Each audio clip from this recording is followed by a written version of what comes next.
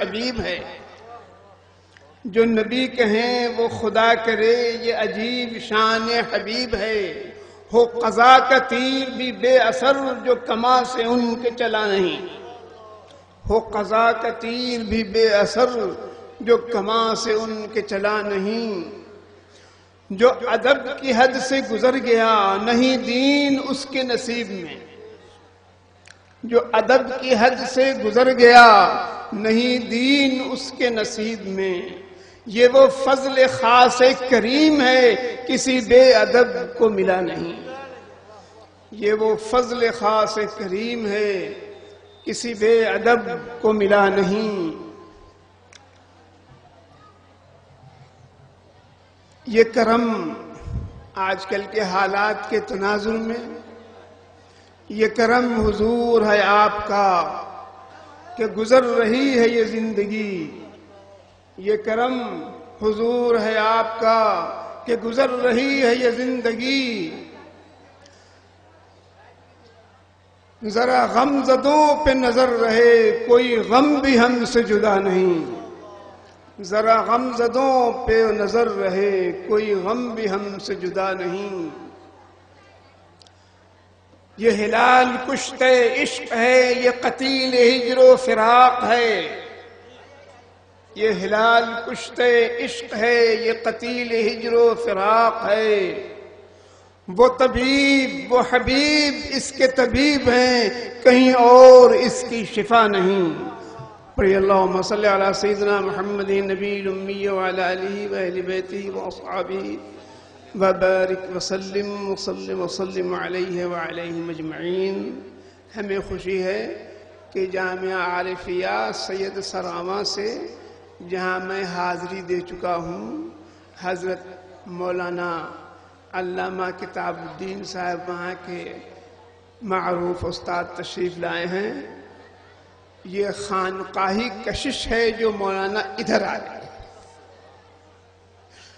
خانقاہی کشش ایک ایسی ہوتی ہے جو ذرا صوفیوں سے اور خانقاہوں سے لگاؤ جب پیدا ہو جاتا ہے تو دل ایک دوسرے کی طرف کھینچنے لگتے ہیں. اور یہ صوفیہ اور اہل تصوف، ان کے ہاں کوئی پروپیگنڈا نہیں ہے، کوئی اشتہار نہیں ہے. وہ کسی کو یہ بتانے کی کوشش نہیں کرتے کہ ہم کیا ہیں. وہ کسی کو یہ جتانے کی کوشش نہیں کرتے کہ ہمیں مانو. وہ کتاب و سنت کا چلتا پھرتا باعمل زندہ اشتہار خود ہوا کرتے ہیں. وہ خود ان کو دیکھ کر کے ہی سمجھنے والا سمجھ لیتا ہے کہ یہ سادگی سے زندگی گزارنے والا، یہ چٹائی پر بیٹھنے والا، یہ زمین پر چلنے والا، اللہ کا نام لینے والا اور اللہ کے لیے لوگوں کو تعلیم دینے والا کتاب و سنت کی، اس کے اندر کچھ خوبیاں تو ہیں. یقیناً خوبیاں خود اپنی طرف متوجہ کرتی ہیں. اسے ارباب تصوف کے ہاں بس ان کا تعلق براہ راست اللہ و رسول سے ہوتا ہے. براہ راست سے آپ یہ نہ سمجھیے گا کہ وہ کہیں مرید نہیں ہوا کرتے ہیں. مرید ہونے کے لیے تو بلا واسطہ وہ ہو ہی نہیں سکتا. رسول اللہ صلی اللہ علیہ وسلم سے جب بھی وہ توبہ کرے گا ان کے دست مبارک پر تو مشائخ طریقت کے ہاتھ بیچ میں ہوں گے. وہ اللہ اور رسول سے ہی ان کا تعلق ہے. نہ کسی کی مدح سے خوش ہوتے ہیں اور نہ کسی کی قدح سے تکلیف ہوتی ہے، انہیں ناراض ہوتے ہیں. کوئی ان کی تعریف کرے تو کوئی ان کو برا بھلا کہے تو بات دونوں برابر ہے. حضرت بایزید بستامی کو ایک شخص نے جھوٹا کہا. سننے کے بعد انہوں نے فرمایا تم نے میری وہ صفت لوگوں کو یاد دلا دی جو لوگ بھول گئے تھے. جو لوگ بھول گئے تھے کہ میرے اندر کیا چیز ہے، ان کو ریاکار کہا، اس کو بھی تسلیم کر لیا انہوں نے. ہمارے اور آپ کے امام اعظم رضی اللہ تعالی عنہ و رفع اللہ درجاتہ وہ ان کو کوئی برا بھلا کہہ رہا تھا اور وہ راستہ چل رہے تھے. چلتے چلتے جب امام صاحب اپنے دروازے کی چوکھٹ پر پہنچے تو مڑ کر کے اس شخص سے مخاطب ہو کے فرمایا کہ تم کو کچھ اور بھی کہنا ہے؟ میں اب اپنے گھر کے اندر جا رہا ہوں، کچھ اور بھی کہنا ہو تو کہہ لو. پھلواری شریف کے ذکر میں بہت ساری باتیں آپ سنتے رہے، مجھے کچھ نہیں کہنا ہے. آفتاب آمد دلیل آفتاب، کسی کو انہیں کچھ کہنے کی ضرورت نہیں ہے کہ تم مانو ان کو یا مانو.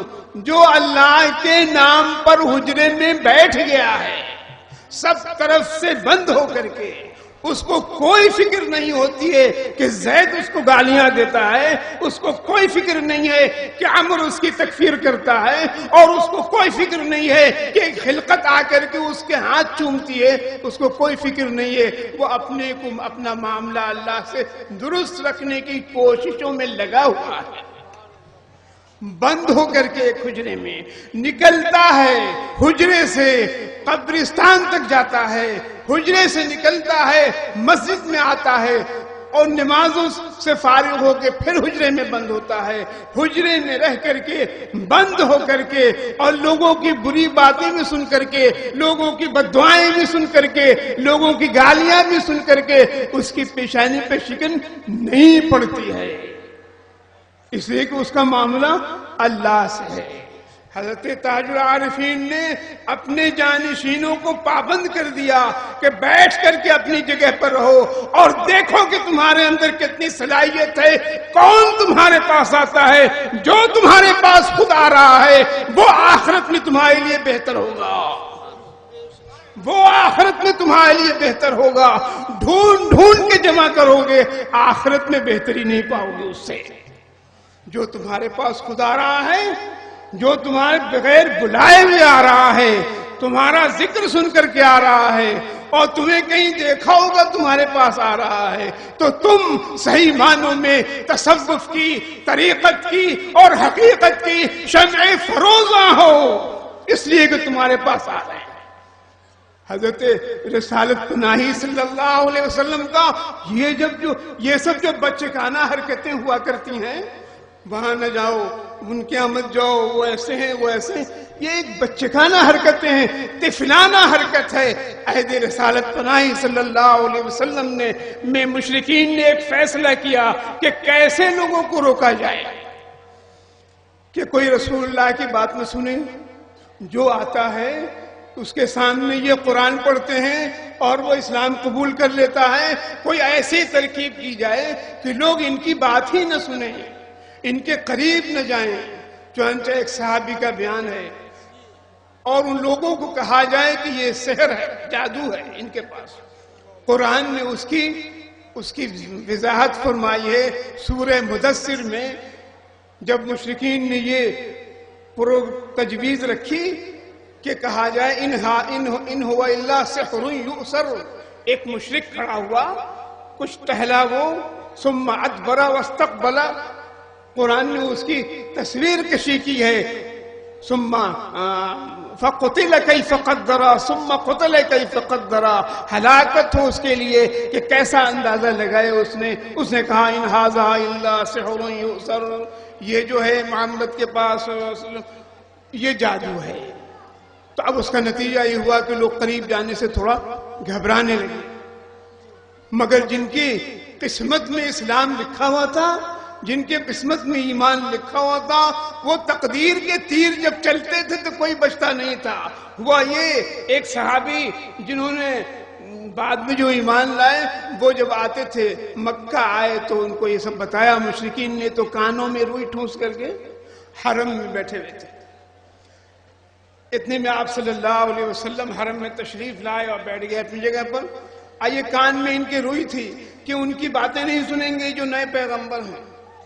کچھ دیر بیٹھنے کے بعد ان کے دل میں یہ خیال پیدا ہوا کہ یہ کیا بے وقوفی ہے، ہم سمجھدار آدمی ہیں، پڑھے لکھے ہیں، کسی کی کوئی بات اچھی ہوگی تو مانیں گے، کسی کی بات خراب ہوگی تو نہیں مانیں گے. یہ کان میں روئی ڈال کر کے بیٹھنے کی کیا تک ہے، یہ تو بالکل احمقانہ حرکت ہے. اور یہ خیال آیا اور کانوں سے ان کے روئی نکل گئی.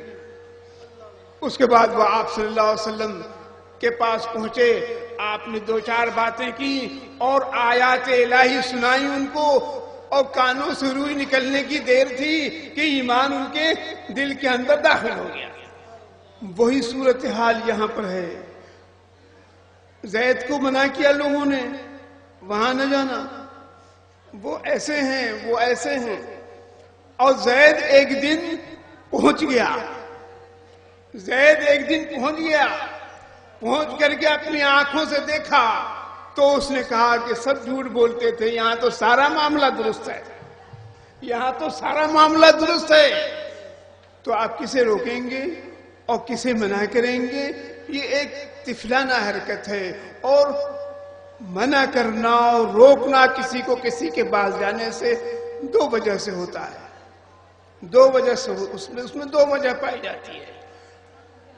یا تو اس کو تحاسد ہو اس شخص سے، حسد کرتا ہو اس سے، یا وہ ایسا دکاندار ہو جس کے پاس اچھا مال نہیں ہو، اس لیے وہ روک رہا ہے کہ وہاں جائے گا تو وہاں کا خریدار بن جائے گا، ہمارے پاس آئے گا تو ہم اس کو اپنا خریدار بنا کے رکھیں گے، تو بہتر یہ ہے کہ اس کو ادھر جانے سے روکا جائے، ادھر لانے کی کوشش کی جائے۔ تو ایک وجہ یہ بھی ہے کہ آپ خام مال لے کے بیٹھے رہیے اور پروپیگنڈا کرتے رہیے۔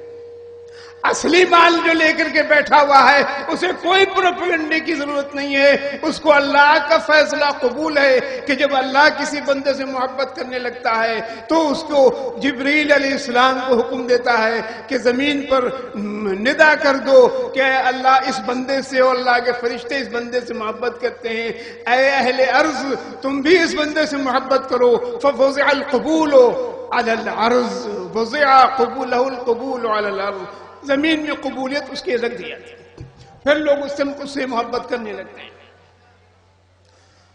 سرور کائنات، فخر موجودات، احمد مجتبیٰ و محمد مصطفیٰ صلی اللہ علیہ وسلم نے رحمت بن کر کے اس دنیا میں آ کر کے رحمت پھیلائی، ایسی رحمت، ایسی شفقت کہ ایک بار آپ کی خدمت میں ایک شخص کو حاضری کی اجازت لینی تھی، لی گئی کہ فلاں شخص آپ سے ملنے کے لیے آ رہا، ملنا چاہتا ہے۔ تو آپ نے ام المومنین سے فرمایا قوم کا سب سے برا آدمی آ رہا ہے، قوم کا سب سے برا آدمی آ رہا ہے۔ پھر وہ شخص، وہ صاحب آئے، آپ ان سے اچھے سے ملے، اخلاق سے ملے۔ جب وہ چلے گئے تو ام المومنین نے پوچھا، پردے سے پھر باہر آئی، انہوں نے عرض کیا یا رسول اللہ آپ نے تو فرمایا تھا کہ وہ قوم کا سب سے برا آدمی ہے، اور آپ اس سے خندہ پیشانی سے ملے، اچھے طریقے سے بات کیا، تو آپ نے فرمایا کہ کیا میں اس کے سامنے اس کو برا بھلا کہتا؟ کیا میں اس کے منہ کو اس کو برا بھلا کہتا؟ جو لوگ اس قسم کی حرکتیں کرتے ہیں، کسی کو سخت کلامی کرتے ہیں، تو اللہ ایسے لوگوں سے سخت ناراض ہوتا ہے۔ جو کسی کے سامنے منہ کو اس کو برا کہتے ہیں، تو اللہ کے حبیب صلی اللہ علیہ وسلم نے ایسے خراب لوگوں کے ساتھ بھی اچھا برتاؤ کیا۔ اچھا برتاؤ کرنے کا مطلب یہی ہے کسی کو اچھا بنانا ہے۔ کسی بدماش کو اس کی بدماشیوں کا ذکر بار بار اس کے سامنے کیا جائے تو اس کے جذبات میں اور شدت پیدا ہوگی، اور اگر اس کے ساتھ ہمدردی سے پیش آئیے تو وہ نرم ہوگا، اور امید ہے کہ وہ اپنی تمام خباثتوں کو چھوڑ دے گا۔ یہ اہل تصوف کا طریقہ رہا ہے ہندوستان میں۔ یاد رکھیے گا، برا نہ مانے، علماء سے مخاطب نہیں ہے، ایک عام بات میں عرض کر رہا ہوں کہ ہندوستان میں اگر فقط مولوی ہوتے تو کبھی دین نہیں پھیلتا۔ اگر ہندوستان میں خواجہ صاحب فتویٰ لے کر کے تشریف لاتے اور کوئی دارالافتاء قائم کر دیتے تو کبھی دین نہیں پھیلتا، لوگ اسلام میں داخل نہیں ہوتے۔ خواجہ صاحب نے ہندوستان میں آ کر کے دارالافتاء نہیں قائم کیا، بلکہ ایک دارالمحبت قائم کر دیا، ایک خانقاہ بنا دی، سب کو آنے کی اجازت دے دی، سب کو گلے سے لگانے کو تیار ہو گئے۔ ہم پر الزام کہ دشمن بھی گلے سے، دوست بھی گلے سے، دشمن بھی گلے سے، دوست بھی گلے سے، یہ کیسا دین آپ کا ہے؟ میں عرض کروں جمہور کہتے ہیں، علماء جمہور کہتے ہیں کہ حضرت ابو طالب ایمان پر نہیں انتقال ہوا ان کا، جمہور کہتے ہیں، انفرادی اقوال ہیں کہ انہوں نے ایمان قبول کیا، جمہور کہتے ہیں کہ کفر پر ان کا انتقال ہوا، احادیث صحیحہ کی بنیاد پر، باقی معاملہ آخرت میں کھلے گا۔ لیکن رسول اللہ صلی اللہ علیہ وسلم اپنے چچا کے انتقال کے بعد اس سال کو عام الحزن قرار دیتے ہیں، اور جب رسول اکرم صلی اللہ علیہ وسلم بادشاہوں کو خط لکھتے ہیں تو ایران کا بادشاہ مجوسی، روم کا بادشاہ عیسائی، ان لوگوں کو خط لکھتے ہیں، حبشہ کا بادشاہ تو بعد میں مسلمان ہوا، جب ان بادشاہوں کے نام خط لکھتے ہیں تو علماء سے پوچھئے کہ تخاطب کیا ہے رسالت پناہی صلی اللہ علیہ وسلم کا بادشاہوں سے۔ من محمد رسول اللہ الى کسرا عظیم فارس، بولے عظیم، الى کسرا ملک فارس، یہ بھی ہو سکتا تھا، الى کسرا ملک فارس بھی چل سکتا تھا، الى کسرا عظیم فارس، من محمد رسول اللہ الى الروم، الى قیصر عظیم الروم۔ آپ حدیث میں اٹھا کے دیکھیے، سب کے ساتھ کفار کے ساتھ عظیم کا لفظ لکھا ہوا ہے، یہ اخلاقیات تھی محمد رسول اللہ صلی اللہ علیہ وسلم کی، جن کو چھوڑ دیا ہے ہمارے علماء نے اور ہمارے مشائخ نے، یہ اخلاقیات تھیں کہ لوگوں کی عزت ان کے مقام مرتبے کے اعتبار سے کی جائے، لیکن جب کوئی میدان جنگ میں ہی آ جائے تو اس کے خلاف تلوار اٹھے گی، اور اگر کوئی توہین رسالت کرتا ہے تو اس کے لیے قتل ہے۔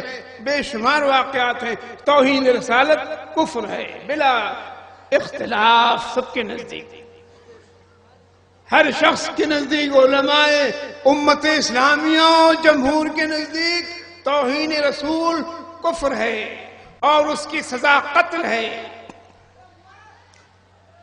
جب آپ کسی توہین رسالت کفر ہے، اس کی سزا قتل ہے، تو اس کو سزا دینے سے کے وقت یہ جاننا ضروری ہے، بالیقین، علم یقینی کے اعتبار سے جاننا ضروری ہے کہ اس نے کفر کیا ہے کہ نہیں کیا ہے۔ ہم اپنے کانوں سے سن لیں، ہم اپنے کانوں سے سن لیں کہ کوئی رسول اللہ صلی اللہ علیہ وسلم کی توہین کر رہا ہے، ہم اپنی آنکھوں سے دیکھ لیں اس کو توہین کرتے ہوئے، تو ہم ساری زندگی اس سے کوئی تعلق نہیں رکھیں گے، ہم ساری زندگی اس سے تعلق نہیں رکھیں گے۔ لیکن دوسری طرف حضرت رسالت صلی اللہ علیہ وسلم کی وہ احادیث مبارکہ ہیں، میں علماء کو ایک حدیث کی طرف اشارہ کرنا چاہتا ہوں، باتیں میں نہیں کروں گا اس پر، میں اس حدیث کی طرف اشارہ کرنا چاہتا ہوں۔ میں نے ایک بڑے دارالعلوم کے فاضل سے، ابناء قدیم اولڈ بوائز میں ہیں وہ، ان سے میں نے ایک سوال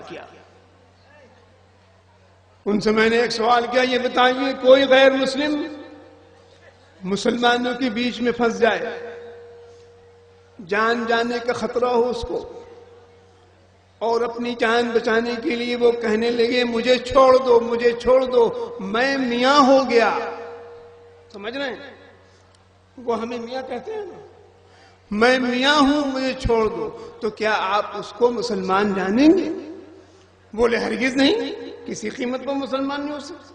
میں نے کہا بات ٹھیک ہے، آگے آئیے، بخاری شریف کی حدیث ہے، حضرت خالد ابن ولید کو ایک جنگ میں روانہ کیا گیا اور ان سے کہا گیا مشرکین سے کہ سامنے پہلے اسلام پیش کرنا، اس کے بعد جنگ کرنا، اگر اسلام قبول نہ کریں تو جب اسلام پیش کرنا کیا انہوں نے، تو کچھ لوگوں نے ہاتھ اٹھا کر کے کہا سبعنا سبعنا، سبعنا کا معنی جانے آپ؟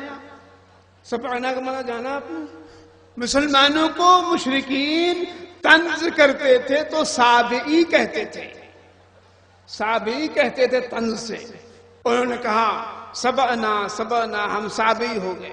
حضرت خالد نے ایک آدمی کو قتل کر دیا اور کچھ لوگوں کو گرفتار کیا اور اپنے سپاہیوں سے کہا کہ تم لوگ بھی قتل کر دو اس کو، اپنے اپنے قیدیوں کو، کسی نے قتل نہیں کیا۔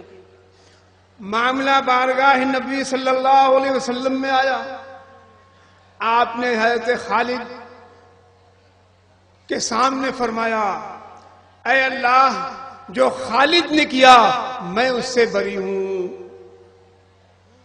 میں نے ان عالم دین سے پوچھا کہ آپ رسول اللہ سبعنا کا اعتبار کر رہے ہیں اور آپ کلمہ شہادت کا بھی اعتبار نہیں کر رہے ہیں. رسول اللہ صلی اللہ علیہ وسلم سبعنا کہنے کا اعتبار کر رہے ہیں اور آپ کلمہ شہادت کا اعتبار نہیں کر رہے ہیں, ایمان مفصل کا اعتبار نہیں کر رہے ہیں. تو یہ کیسا دین ہے؟ یہ دین نامی ہے جس کا تعلق دل زبان سے ہے. دل تو اللہ دیکھنے والا ہے, زبان سے اس کا تعلق ہے. زبان حرکت کرتی ہے, حجت پوری ہو جاتی ہے بندے کی اللہ کے اوپر. بندے نے لا الہ الا اللہ محمد رسول اللہ کہا تو اللہ کے ہاں اس کی حجت پوری ہو گئی. اور جب تک کلمہ نہیں پڑھے گا, پوری زندگی اسلام کے مطابق عمل کرتا رہے, اللہ کے ہاں اس کی حجت پوری نہیں ہوگی. آپ دیکھیے حضرت ابو طالب سے بڑھ کر کے کوئی اسلام اور شارع علیہ السلام کا حامی اور ان کا پشتپناہ تھا؟ پوری زندگی گزاری انہوں نے, پوری زندگی گزاری. لیکن صحیح احادیث کے مقابلے میں وہ وقت پر جو آپ نے کلمہ پڑھانا چاہا تو کلمہ انہوں نے زبان سے ادا نہیں کیا. یہ ایک الگ مسئلہ ہے. دل میں ان کے ایمان تھا تو اللہ تعالیٰ قیامت کے دن ان کے ایمان کو قبول کر لے, لیکن دنیا میں قبولیت ایمان کے لیے ان ہونٹوں کا ہلنا ضروری ہے. ان ہونٹوں سے جو بات نکلتی ہے لا الہ الا اللہ محمد رسول اللہ کہہ دیا تو معاملہ اس کا درست ہو گیا. جب تک حضرت ابو طالب کی تدفین میں اللہ کے رسول صلی اللہ علیہ وسلم نہیں شریک ہوئے. صدمہ تو تھا آپ کو. حضرت علی, بخاری کی روایت ہے, حضرت علی نے آ کر کے عرض کیا یا رسول اللہ ان عمک الضال قد ماتا, آپ کی گمراہ چچا کا انتقال ہو گیا. آپ نے فرمایا فبارہ, چھپا دو جا کر کے.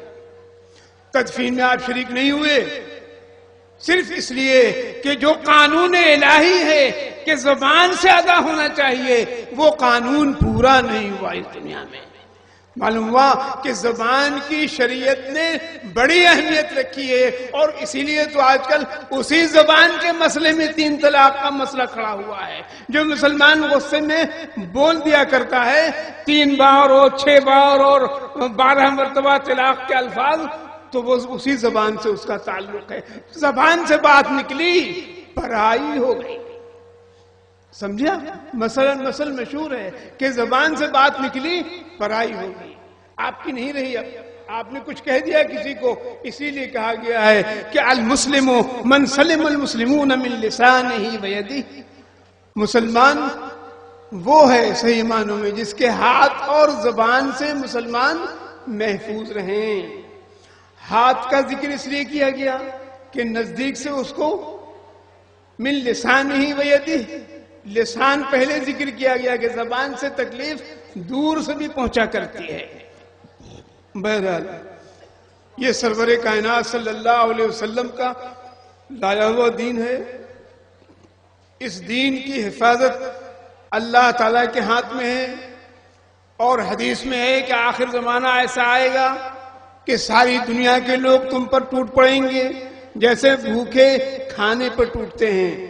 لوگوں نے اس کا یا رسول اللہ کیا ہم لوگ اس وقت کم ہوں گے؟ آپ نے فرمایا نہیں, تمہاری تعداد بہت ہوگی لیکن تمہارے اندر بزدلی آ جائے گی. تو پوری دنیا میں مسلمانوں کے خلاف ایک تحریک چل رہی ہے اور کوئی ملک باقی نہیں ہے. دیکھ رہے ہیں آپ, ابھی مولانا کہہ رہے تھے موبائل کے بارے میں. موبائل سے آپ کو دنیا جہان کی خبر ملتی رہتی ہے.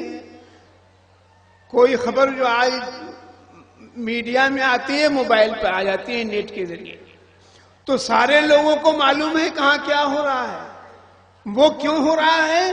وہ صرف اس لیے ہو رہا ہے کہ وہ آپ کی زبان سے نکلنے والا کلمہ وہی آپ کا جرم ہے دشمنوں کی نظر میں. لا الہ الا اللہ محمد رسول اللہ, آج آپ اس کلمے کا انکار کر دیں دشمن آپ کو سر پہ بٹھا لیں گے. دشمن آپ کو اپنے سر پہ بٹھا لیں گے. آپ کلمے کا انکار کر دیجئے. آپ جب تک کلمہ پڑھتے رہیں گے, آپ کسی مسلک کے ہوں, آپ ہاتھ باندھا کریں نماز میں, چھوڑ دیا کریں نماز میں, بار بار اٹھائے ہاتھ, زور سے آمین کہیں. آپ کسی طرح سے بھی نماز پڑھتے رہے ہوں، آپ کا کوئی بھی مسلک ہو، آپ میلاد پڑھتے ہوں، آپ سلام میں کھڑے ہوتے ہوں نہ کھڑے ہوتے ہوں، آپ کسی کو کافر گردانتے ہوں، کوئی آپ کو مشرک گردان رہا ہے، کوئی آپ کو بدعتی کہہ رہا ہے، ان کسی باتوں سے یہود و نصارہ کو کوئی مطلب نہیں ہے. یہود و نصارہ کو مطلب صرف آپ کے اس کلمے سے ہے جو آپ کی زبان ادا کرتی ہے، آپ کا مؤذن ادا کرتا ہے، آپ کا امام ادا کرتا ہے. وہ زبان سے جو کلمہ نکلتا ہے اسی سے ان کو اختلاف ہے. انہیں کیا پتا کون کہے کو لڑ رہا ہے؟ انہیں کیا معلوم بھی ہوگا تو ان کو کیا مطلب.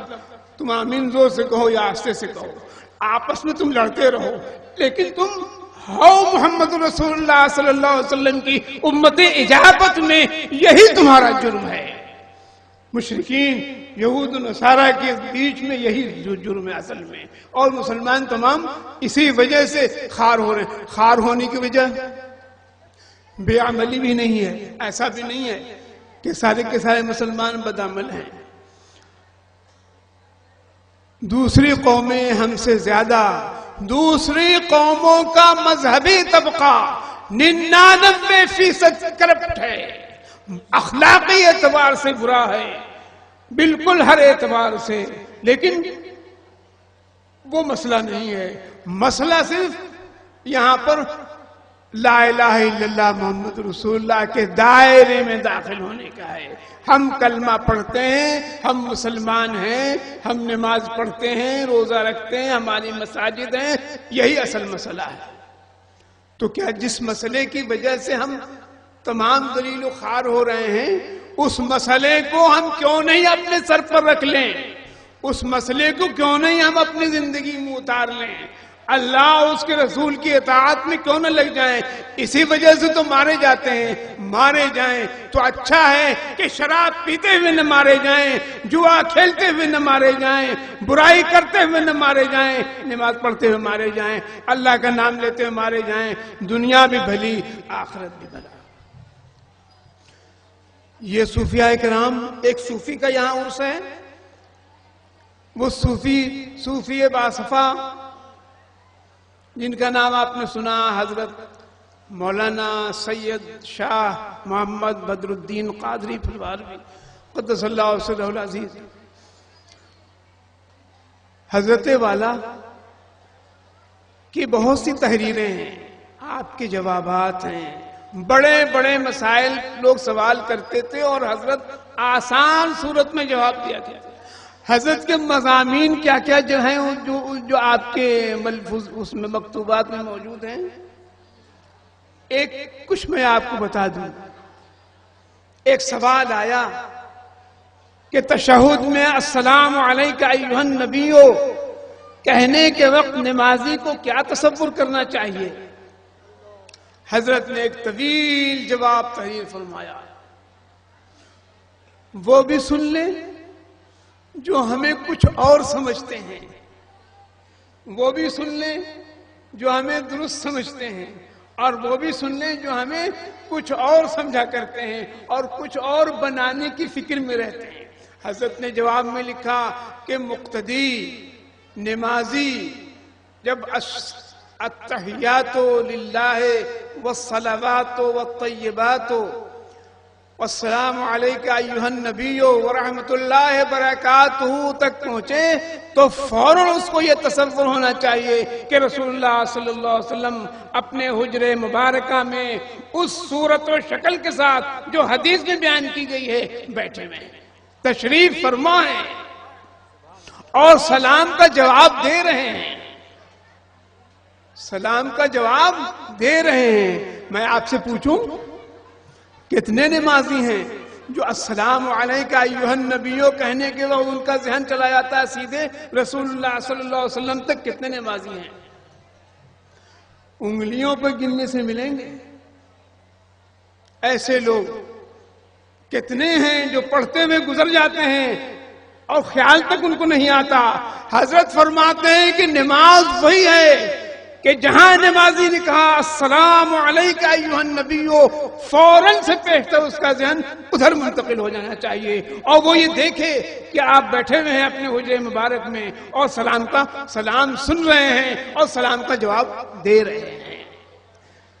تو یہ انداز حضرت کی جوابات کا تھا۔ مذہبی مسائل پر بہت سوالات آیا کرتے تھے۔ سوال آیا کہ رسول اللہ صلی اللہ علیہ وسلم کے تبرکات سے برکت حاصل کرنے کی کیا سند ہے؟ آپ کے آثار مبارکہ سے برکت حاصل کرنے کی کیا سند ہے؟ پورا ایک ضخیم مقالہ تیار فرمایا حضرت نے، کتاب قرآن اور حدیث کی روشنی میں، اور قرآن کریم کی وہ آیت کریمہ پیش کی کہ نبی کے آثار و تبرکات کی کیا اہمیت اللہ کی نظر میں ہے۔ مما ترک آل موسیٰ و آل ہارون تحملہ الملائکہ، مما ترک آل موسیٰ و آل ہارون تحملہ الملائکہ، آل موسیٰ اور آل ہارون کی، حضرت موسیٰ حضرت ہارون کی جو تبرکات تھے صندوق میں، اس صندوق کو فرشتے اپنے سر پر اٹھائے رکھتے تھے۔ حضرت نے اس آیت سے استدلال کیا کہ رسول اللہ صلی اللہ علیہ وسلم کے آثار مبارکہ برکت کی حاصل کرنا اس سے بالکل صحیح اور درست ہے۔ اور پھر آپ نے رسول اکرم صلی اللہ علیہ وسلم کے منہ مبارک، ریش مبارک، جو بھی کسی کے پاس تبرک موجود ہے ان سب کا ذکر فرمایا۔ عہد رسالت میں، عہد صحابہ میں موجود تھے آثار شریف، اور کسی کو مدینے میں کوئی بیمار ہوتا تو اس کو پیالے میں پانی لے کر کے بھیج دیا کرتا تھا، وہ منہ مبارک اس میں ڈال کر کے وہ واپس کرتے تھے اور اس کو پینے سے لوگوں کو شفا ہوتی تھی۔ پھر عہد تابعین میں منہ مبارک کی موجودگی ثابت فرمائی حضرت نے، جن لوگوں کے پاس موجود تھے منہ مبارک۔ حضرت ابن سیرین کا قول نقل فرمایا کہ حضرت ابن سیرین فرماتے تھے کہ اگر کہیں منہ مبارک کی انہوں نے زیارت کی تھی، وہ فرماتے تھے کاش کہ اس میں سے ایک بھی میرے پاس ہوتا تو دنیا جہان کی دولت سے بہتر ہوتا۔ اور پھر حضرت والا نے اس کے بعد کے دور میں بھی منہ مبارک کی موجودگی دکھائی ہے، ثابت کی ہے کہ منہ مبارک موجود تھا۔ کسی نواب صاحب کے پاس کوئی منہ مبارک لے کر کے آیا اور اس نے کہا کہ یہ میں بیچنا چاہتا ہوں۔ انہوں نے کہا کہ یہ اصلی ہے کہ نہیں، اصلی ہے یا نقلی ہے، کیسے معلوم ہوگا؟ تو انہوں نے کہا، بیچنے والے نے، کہ اس کے اصلی اور نقلی ہونے کا ابھی امتحان کر لیجیے آپ میرے سامنے۔ ایک جلتی ہوئی انگیٹھی منگوائی ہے، یعنی کوئلہ جس میں جلتا ہوا ہو، وہ منگوایا گیا۔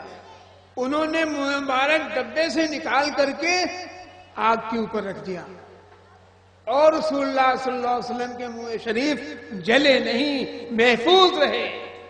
کہا یہ صداقت کی علامت ہے۔ اور ایک عہد میں ایک اور صاحب لائے کسی رئیس کے پاس، اور انہوں نے کہا کہ دیکھیے یہ اصلی منہ مبارک ہے اور اس کی صداقت کے لیے ہم اس کو دھوپ میں رکھتے ہیں۔ تو منہ مبارک کو کھول کر کے دھوپ میں رکھا، تھوڑی ہی دیر گزری تھی کہ بادل نے آ کر کے سایہ کر دیا۔ بادل نے سایہ کیا، معلوم ہوا یہ اصلی ہے۔ تو حضرت نے آثار شریفہ، منہ مبارک اور رسالت پناہی صلی اللہ علیہ وسلم کے تبرکات، اس کی اہمیت، عظمت، اس کا استبراق، سب کا ذکر فرمایا ہے۔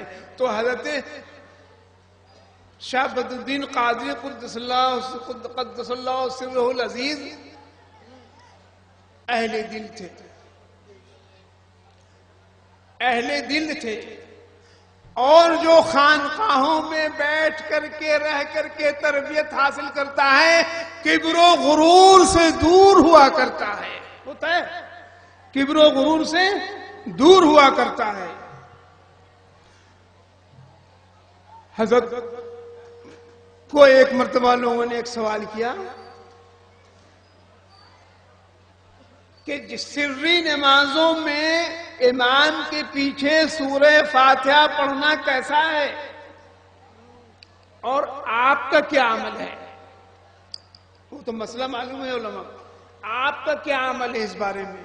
تو مسئلے کا جواب دینے کے بعد حضرت نے لکھا آپ مجھ سے میرا عمل کیا پوچھتے ہیں؟ میں کیا، میرا عمل کیا؟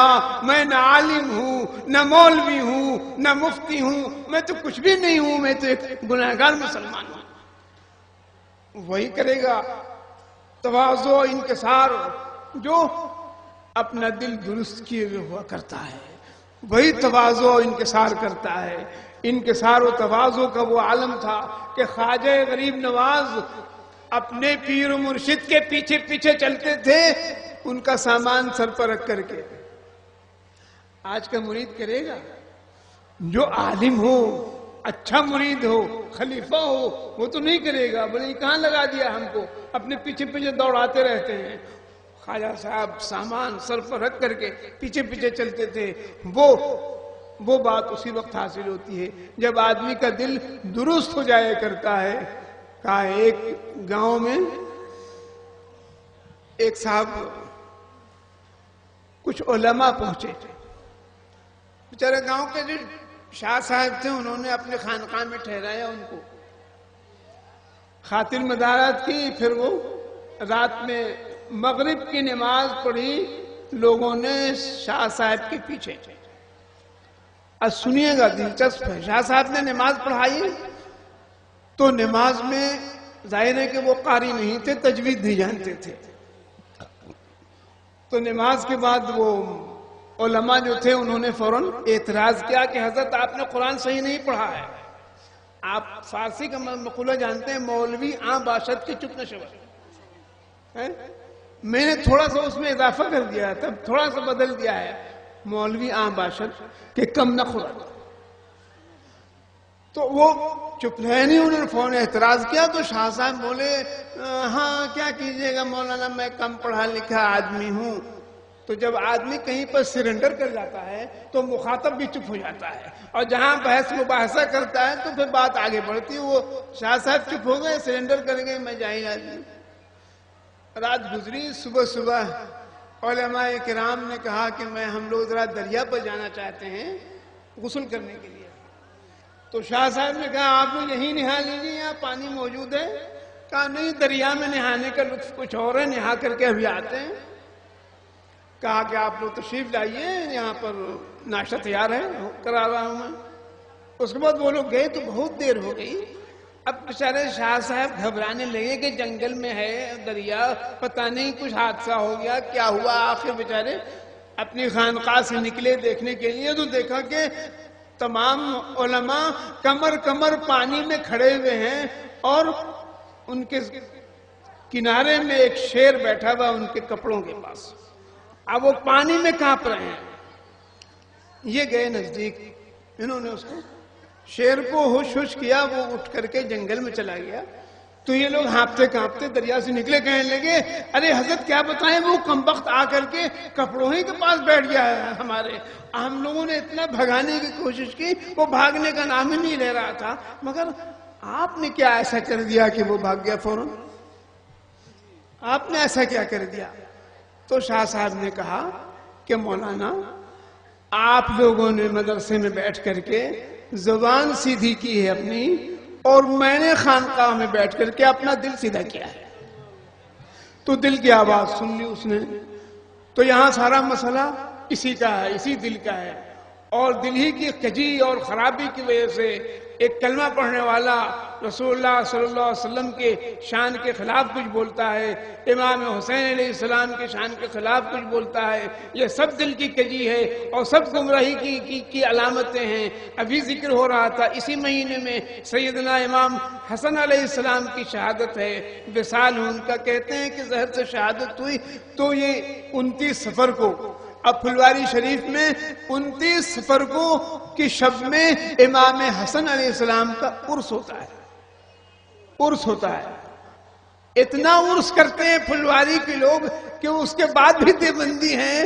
عجیب لطیفہ ہے یہ، اتنے عرس کرنے کے بعد سال بھر عرسی عرس ہے، مولا کائنات کا عرس، امام حسن کا عرس، امام حسین کا عرس، رسول اللہ صلی اللہ علیہ وسلم کا 3 موقع پر عرس، 2 ربیع الاول کو عرس، 12 ربیع الاول کو عرس، شب 27 رجب کو عرس، اتنا عرس ہے کہ عرس شب 27 کا عرس حضرت فیاض المسلمین نے متعین کیا کہ آج ہی کی رات میں معراج ہوئی تھی، اللہ کے حبیب صلی اللہ علیہ وسلم کو آج عرس ہونا چاہیے، تو قل ہوتا ہے، سما ہوتا ہے، اور پورے خانقاہ میں چراغاں ہوتا ہے۔ حضرت نے فرمایا کہ چراغاں ہونا چاہیے، اس لیے کہ معراج ہوئی تھی آپ کو، معراج کی خوشی میں، تو وہ اب تک ہوتا ہے۔ تو اتنے سارے اعراض جو ہیں اضافہ ہوتے چلے گئے ہیں اور بہت سے ہوتے رہتے ہیں، اور ہمیشہ ہم لوگوں کو 2-3 مہینے کے لیے خانقاہ سے باہر نکلنا مشکل ہے، اسے کہ ہر مہینے کی 11 تاریخ کو موجود سب کام چھوڑ کر کے، موٹا موٹا لفافہ چھوڑ کر کے، میں صاف صاف کہہ دوں آپ کو، موٹے موٹے لفافے چھوڑ کر کے 11 تاریخ زیارت کا دن ہے، خانقاہ کا آدمی جو خدمت کرتا ہے باہر نہیں نکل سکتا ہے، اس تاریخ کو موجود رہنا ہے، اس کو سب قربان کرتے ہیں تو محمد رسول اللہ صلی اللہ علیہ وسلم کے زلفوں کے سائے میں ہیں، وہ تو زلف نبوی ہے، وہاں زلف نبوی کے سائے میں ہے، اور زلف نبوی کے سائے میں جو آ گیا تو اللہ کے سائے میں آ گیا، زلف نبوی وہ ذل اللہ ہے ہمارے لیے، اس سائے میں آ گیا، ہر دشمن سے محفوظ ہے، ہر دشمن سے حفاظت ہے، ہر بلا سے حفاظت ہے۔ اور جب الہی دعا کرتے ہیں ہم تو ایسے ہی دعا کرتے ہیں، الہی تو بگردانی بلارا، الہی تو بگردانی بلارا، ضیافتہا نگہداری تمہارا، بحق ہر دوگے سوئے محمد صلی اللہ علیہ وسلم، اسی طرح اشارہ ہے، بحق ہر دوگے سوئے محمد، زبوں گرداں زبردستان مارا، زبوں گرداں زبردستان مارا۔ تو معاملہ کچھ نہیں ہے، سب اس لڑائی جھگڑے کو چھوڑیے، حالات زمانے کی دیکھیے، زمانہ آپ کو کہاں پہنچا رہا ہے، اور آپ اپنی منڈلی کے اندر بند ہو کر کے ایک دوسرے کو فتوے دے رہے ہیں اور ایک دوسرے کی ٹانگیں کھینچ رہے ہیں۔ ایک مشہور لطیفہ ہے، اب بہار میں یہ سب زیادہ ہو رہا ہے، بہار سے باہر بھی ہوتا ہے لیکن بہار میں کم نہیں ہے۔ آپ کے بہار کے لوگوں کا حال یہی ہے کہ ایک دوسرے کی ٹانگیں بھی کھینچتے رہتے ہیں۔ تو آپ کم سے کم حالات کا اندازہ لگائیے کہ آپ کہاں پر ہیں، کل کہاں پر تھے، ابھی کہاں پر ہیں، اور آپ کو کیا کرنا چاہیے۔ آپ کی صفوں میں انتشار ہے، آپ کی صفوں کے انتشار کا فائدہ دشمنوں کو ہو رہا ہے، آپ کی صفوں کے انتشار کا فائدہ یہود و نصارہ کو ہو رہا ہے۔ آپ کی صفیں وہ صف ہوتی جس کو قرآن نے سورہ صف میں فرمایا ہے کأنہم بنیان مرصوص، سیسا پلائی ہوئی دیوار کی طرح آپ کی صف ہونی چاہیے تھی، لیکن آپ کی صفوں میں اتنے ٹکڑے ہیں، آپ کی جماعت میں اتنے ٹکڑے ہیں کہ ان ٹکڑوں کو اب گننا بھی مشکل ہے کہ کون کیا ہے۔ ایک کتاب آ گئی سعودیہ سے، اس میں لکھا ہوا تھا، وہ کتاب تھی تبلیغی جماعت کے خلاف، التبلیغیت و عقائدها، الدیوبندیت و عقائدها، باقاعدہ عربی میں اس کا اردو ترجمہ بھی آیا، تو میں نے ایک صاحب کو دیا جو ہمیں کہ لیجئے اس کو پڑھیے گا، یہ ہم لوگوں کی لکھی ہوئی نہیں ہے، یہ آپ ہی کے مسلک والوں کی لکھی ہوئی ہے۔ کل آپ ہمیں بدعتی کہتے تھے، آج کوئی اور آپ کو بدعتی کہہ رہا ہے، اس میں ان لوگوں کو بدعتی قرار دیا۔ تو ہم نے کہا کہ کل آپ ہمیں بدعتی کہتے تھے، آج آپ کو کوئی بدعتی کہہ رہا ہے، تو کوئی کسی کو کچھ کہے گا تو اللہ اس کے پیچھے پھر ایک دشمن لگایا تھا، اس کو کہہ رہا، تو معلوم ہوا کہ مسلک کا کوئی ٹھو ٹھکانا تو پتہ ہی نہیں چل رہا ہے، ہر طرف مشرک ہیں، ہر طرف بدعتی ہیں، ہر طرف کافر ہیں۔ تو یہ کلمہ لا الہ الا اللہ اٹھا کر کے طاق پر رکھ دیجیے، اس کلمے کی اب کوئی اہمیت نہیں ہے، نعوذ باللہ من ذالک، ایسے ہی لگ رہا ہے کہ اس کلمے کی کوئی اہمیت نہیں ہے۔ اور زبان کی اتنی اہمیت، زبان کی اتنی اہمیت، زبان سے طلاق دے دیا تجھ کو یہ نکل گیا تو بندوق کی گولی کی طرح وہ لگ گیا جا کر کے۔ زبان سے غلام کو کہہ دیا جا تو آزاد ہے تو وہ آزاد ہو گیا، اب 1000 مرتبہ انکار کر دے۔ زبان سے لڑکے نے کہہ دیا ہاں میں نے قبول کیا تو اس کا نکاح ہو گیا، اب اس کے بعد 1000 بار وہ انکار کرے ہو چکا۔ تو زبان کی یہ شریعت نے یہ اہمیت زبان کو دی ہے۔ تو اب زبان سے کلمہ پڑھیے، کلمہ شہادت پڑھیے، ایمان مفصل پڑھیے، یہ کچھ کافی نہیں ہے اس زمانے میں جب تک ان لوگوں کی جماعتوں سے وابستگی نے اختیار کر لیجئے۔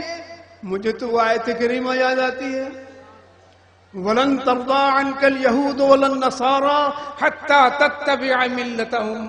یہود و نصارہ آپ سے اس وقت خوش نہیں ہوں گے جب تک آپ ان کی مذہب کی پیروی نہ کرنا شروع کیجئے، اسی وقت تک خوش ہوں گے۔ تو کب تک چلے گا؟ کلمے کو بلند کیجئے، اعلاء کلمت الحق دین کا ایک اہم کام ہے۔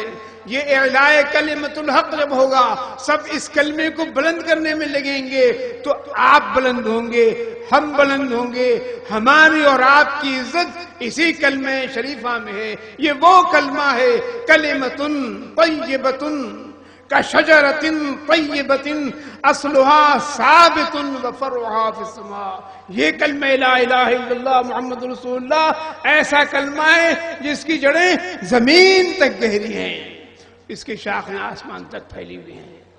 اللہ ہمیں اس کلمے کے ساتھ قائم رکھے، اس کلمے کے ساتھ ہماری زندگی گزرے، اس کلمے کے سانچے میں ہماری زندگی گزرے اور اس کلمے کے ساتھ پڑھتے ہوئے ہماری موت ہو۔